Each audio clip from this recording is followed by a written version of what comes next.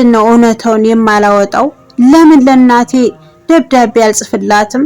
እኔን ማየት ባትፈልግ እንኳን ጽሑፉን ማንበቡ አይቀርም ብዬ አሰብኩ። ይህንን ሐሳቤ ደጋግሜ አወጣሁ አወረዱ። በመጨረሻም ውሳኔ ለባዩሽ አማከርኳት።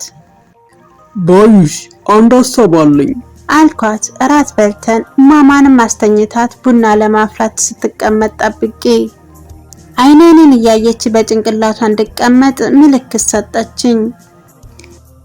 የእናቴ ልጅ ክፍል 6 ይሄንን ብለን ነበር ያስዳምጥናችሁ። ዛሬም እንደሚከተለው ታሪኩን ይዤላችሁ መጥቻለሁ። እስከ ቪዲዮ ፍጻሜ አብራችሁ እንድትሆኑ በአክብሮት ጠይቃለሁኝ። ክብራና ክብራት የዚህ ቻናል አድማጭ ተመልካቾች እንዲሁም በዓለም ዙሪያ ለምትገኙ የሰው ዘር በሙሉ ሰላማችሁ ይብዛል እያልኩኝ አብራችሁ የምቆየው ይፋት መልቲ ሚዲያ ነኝ። ወደ ታሪኩ አመራለሁ። አብራችሁ ይቆዩ። የእናቴ ልጅ ክፍል 7። ምን መሰለሽ፣ ለእናቴ ደብዳቤ ለመጻፍ አስቤያለሁ። ስለምን ጉዳይ አለችኝ ባላወቀ። ስለ አቤል እንደዋሻትና ህፃኗ የኔ ያለመሆኗን ብቻ ብዙ ነገር ወቀሳም ጭምር አልኳት። እንዴ ናትዬ፣ አሁን እሱ በድንገት የሚነገር ነገር አይደለም። በመጀመሪያ ዝም ብለህ ወደ ቤት ተመልሰህ የእናትህን ደህንነት ማረጋገጥ አለብህ። እሱ ቀስ በቀስ የሚደርስ ነው አለችኝ። እና ዝም ብዬ ሄጄ የማትፈልገኝን እናቴን ማየት አለብኝ? አንቺ እኮ ስላልገባሽ ነው። የጥላችኋን ጥግ ብታይ ኖሮ አጠገቧ መድረስ ያስፈራሻል። እኔ ምን ወዲያ ወዲህ አስባልኝ። እስካሁን ንዴቷ ይበርድላታል። ስለዚህ ህፃኗ የኔ ያለመሆኗን አስረግጬ ነው የምጽፍላት። እንደሱም አይሆንም። እውነት ብትቀበል እንኳን ከዚህ በኋላ ማማን አሳልፈው የመስጠት አንጀት አለ አለችኝ። የሰላም እንቅልፏን ወደምትለጥጠው ማማን እያሳየችኝ ፈገግ አልኩ። ባዩ፣ ማማ እኮ መቼም አትለየኝም። ምክንያቱም በተዘዋዋሪ ያው ደሜ ናት። የትም አላጣትም፣ ቤተሰቤ ናት አልኳት። የተንከሲስ ልጅ ቢያገኛት እንኳን ማማን አሳልፌ አልሰጠውም። የምፈልገው የእናቴን ሁኔታ ብቻ ነው። እሺ፣ እናት ማውቋን እኔም የምፈልገው ጉዳይ ነው። ነገር ግን ከደብዳቤው በፊት ሄደህ እያት። ምናልባት ነገሮች ተቀየረው ይሆናል። 2 ዓመት ቀላል አይደለም። የሰው ልጅ ሐሳቡን ለመቀየር 1 ቀን ይበቃዋል በአሁን ጊዜ። ስለዚህ ሄደ በአካል ተገናኝተህ ወንድምህም ቢሆን ተጸጽቶ ይሆናል። የህፃኗ እናት ብትሆን አርፋ ላትቀመጥ ትችላለች አለችኝ። አንገቴን በመነቅነቅ ተስማማሁላት። ነገ 2 ዓመት ሙሉ ጨክኜ ከጠፋሁበት ሰፈር የእናቴ ቤት ሊሄድ ቆረጥኩ። ሶስትን አካባቢውን አፈቀኝ።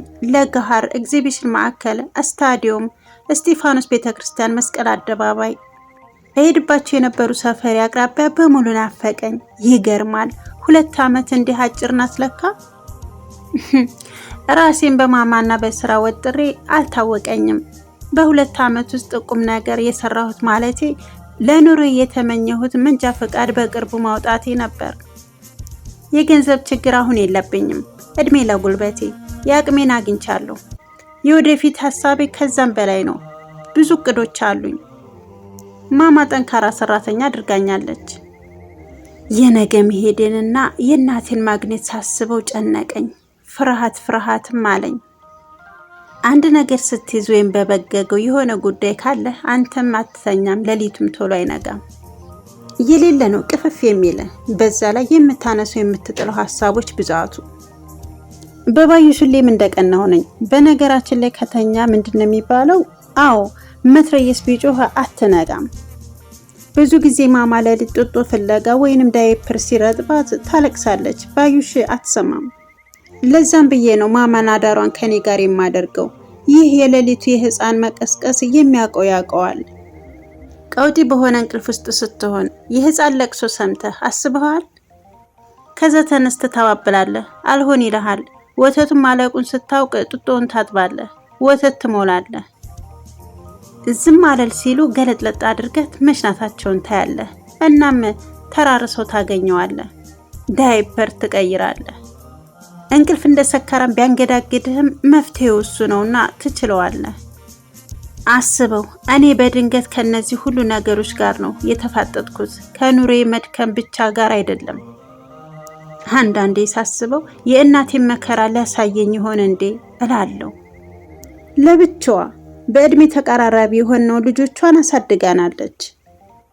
አንድም ሰው ነፍስ እስካወኩበት ጊዜ ድረስ ሲያግዛት አላየሁም እና ሳስበው የሁሉም እናቶች ብርታት አስደናቂ ነው። ክብር ይገባቸዋል ብያለሁ። ስለ እናቴ ግን ሌላው ቀርቶ በምን ገቢ እንደምታስተዳድረን እስከ ዛሬ ድረስ ግልጽ አልሆነልኝም። በእርግጥ በግንብ የተከለለ የተንጣለለ ግቢ ያለው ቤት አለን። የኪራይ ቤት አይደለም። ሰርቪሶች ቢኖሯትም አንድም ቀን አከራይታ አታውቅም። ነገር ግን ከሆነ ቦታ ገቢ አላት። ግን አትነግረንም። በወር አንዴ ብቻ ተውጣና ቆይታ ትመጣለች። የዛን ሰሞን በወሩ መጨረሻ ማለቴ ነው። ጤፍም የቤት አስቤዛም ለኔም የኪስ ገንዘብ ትሰጠኛለች። ከየት መጣ ምናምን የመጠየቅ መብት የለኝም። እንዲህ ናት እንግዲህ እናቴ፣ በሚስጥሮች የተሞላች ማውራት የማትወድ። ባዩሽን ቀስቅሼ ከማማ ጎን እንድትተኛ ነግሬ ወጣሁ። የጧቱ ብርድ ያንዘፈዝፋል። የሐምሌ ዝናብ ነው ወይ አይዘንብ፣ ንጭ ንጭ ያደርገዋል። የለበስኩት ባለ ሹራብ ጃኬት ከብርዱ የሚያስጥል አይመስልም። በዛ ላይ ከሰውነቴ ተጣብቋል። ሰውነቴ ጨምሯል። የምወፍረው እንደው ዝም ብሎ ስላልሆነ ተመስገን እላለሁ። በተስተካከለ ቁመናዬ ፈርጠምጥም ያለ አካል ነው ያለኝ። ብዙዎች ይወዱኛል። አዲስ የያዝኩት ጓደኛዬ ወፈር ያለ ነው እና ብዙ ጊዜ ይህንን ሰውነት ይዤ ስንቷን ነበር ጠብ የማደርግበት ይለኛል።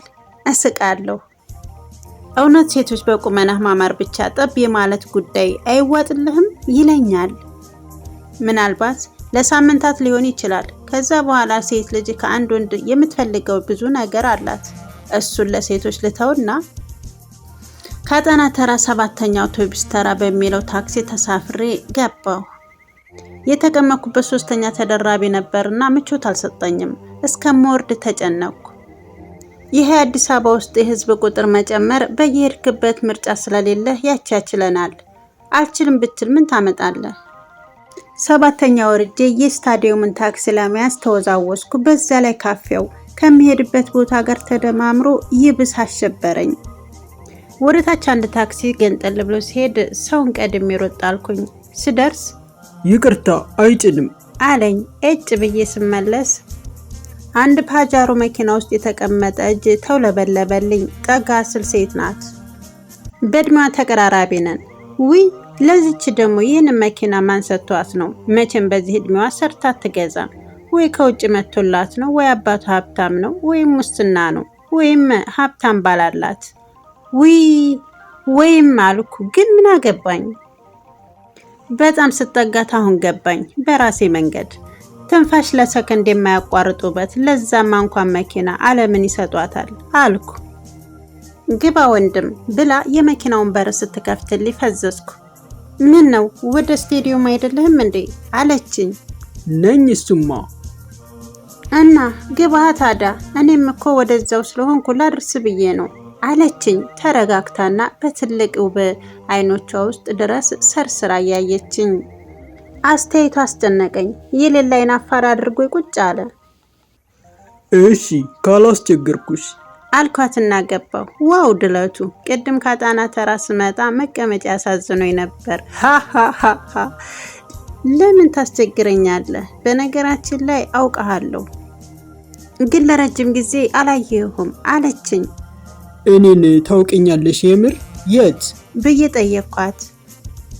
የሚገርም ትውውቅ ነው ያለነው። እዛው ኤግዚቢሽን አካባቢ ነው የማውቅ ከጉርምስና ጀምሮ። ሁሌም ግን ስትደባደብ ነበር የምታጋጥመኝ። እውነት በጣም ነበር የምትገርመኝ። አንድም ቀን እረፍት የለውም እንዴ ብዬ ሁላ እናቴን ጠይቂያታለሁ። ከምድርሽ አልኳት እፍር ብዬ። አው የኛ ቤት ከናንተ ቤት በእርግጥ ወደ ውስጥ ገባ ይላል። ነገር ግን ከናቴ ጋር ወደ ሱቅ ሲሄድ ብዙ ጊዜ ሰፈር ውስጥ አይክ ነበር። ወይ ስትደባደብ ወይ ስትጎማለል። እውነት በጣም ነበር በመገረም የማይክ።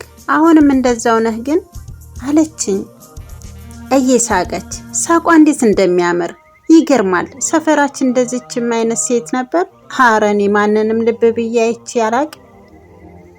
ክብራንና ክብራት የእናቴ ልጅ ክፍል 7 ይህን ይመስል ነበረ። በክፍል 8 እስከምንገናኝ ቸሩ ሁሉ ይቅጠምን እያልኩ አብራችሁ የነበርኩት ይፋት መልቲሚዲያ ነበርኩ። እስከ ቪዲዮ ፍጻሜ አብራችሁ ስለነበራችሁ እጅግ አመሰግናለሁ። ነባር ቤተሰቦች ሼር ላይክ እያደረጋችሁ ጥሩ ኮሜንት ለምትጽፉልኝ ምስጋና ይላቅ ያለ ነው እያልኩኝ በሌላ ፕሮግራም እስከምንገናኝ ቸሩ ሁሉ ይቅጠምን፣ አገራችን ኢትዮጵያን ሰላማን ይመልስልን፣ ዓለማችንን ከክፉ መከራ ይጠብቅልን እያልኩኝ እኔ ኮዱ ሰናበታለሁ። ሰናይ ጊዜ ትመጫለሽ ብዬ ሳይማዶ